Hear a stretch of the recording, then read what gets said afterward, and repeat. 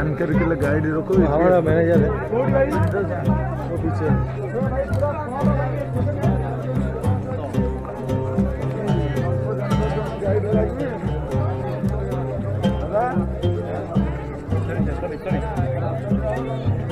अरे रुकी जी ए सोना कहियो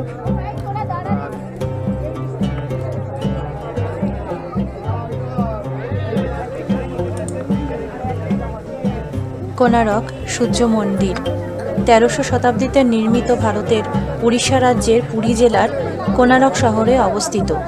বিশ্বাস করা হয় যে মন্দিরটি ১২৫৫ খ্রিস্টাব্দে প্রথম নরসিংহদেব এটি নির্মাণ করেছিলেন। কোনারক নামটি সংস্কৃত কোণ এবং অর্ক শব্দ দুটির সমন্বয়ে গঠিত, যা মন্দিরের উল্লেখিত সৌরদেবকে উৎসর্গ করা হয়।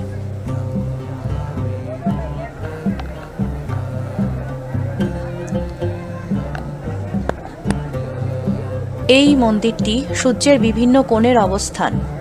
এই মন্দিরটিতে সূর্যের বিভিন্ন অবস্থানের গুরুত্বপূর্ণ অর্থ বহন করে।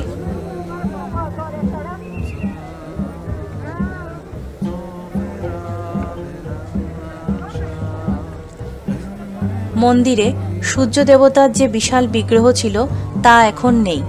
কালের কড়ার গ্লাসে স্থাপনার অনেকটাই আজ ধ্বংসপ্রাপ্ত। এর কয়েকটি কারণ আছে।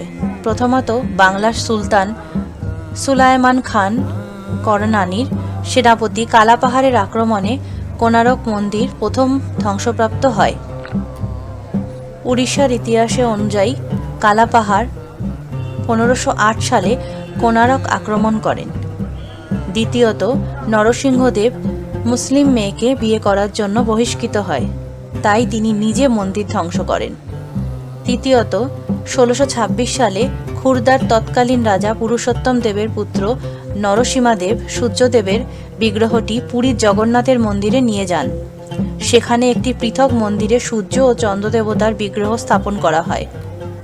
শুধু বিগ্রহই নয়, তিনি কোনারক মন্দির থেকে কারুকার্য করা অনেক পাথর পুরীর মন্দিরে নিয়ে যান এবং নবগ্রহ পথ নামে একটি বিশাল প্রস্তর খণ্ড তিনি পুরীতে নিয়ে যান।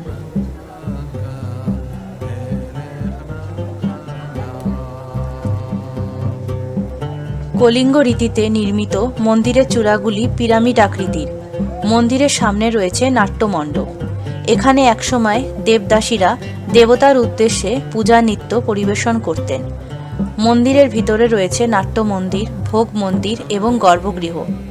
মন্দিরটির উচ্চতা প্রায় ৮৫৭ ফুট, তবে মন্দিরের অনেক অংশ এখন বালিতে ডেবে গেছে। মন্দিরের দেওল এখন ২০০ ফুট উঁচু।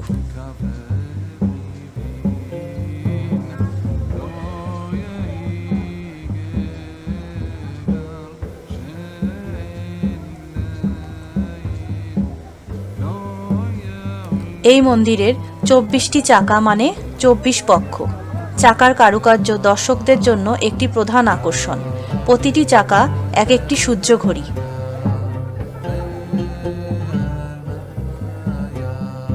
চাকার ভেতরের দ্বারগুলো সূর্য ঘড়ির সময়ের কাঁটা। ৮টি দাড়ি মানে অষ্টপ্রহর। এখনও নিখুঁতভাবে সময় জানা যায় এই সূর্য ঘড়ির সাহায্যে। মন্দিরের প্রবেশপথেই রয়েছে বিশাল দুটি সিংহের মূর্তি, যারা লড়াই করছে দুটি রণহস্তির সঙ্গে। এছাড়া রয়েছে নিত্যকক্ষ, ছায়াদেবীর মন্দির ও মায়ার মন্দির। প্রতি বছর ডিসেম্বর মাসে মন্দির প্রাঙ্গণে বসে ডান্স ফেস্টিভ্যাল।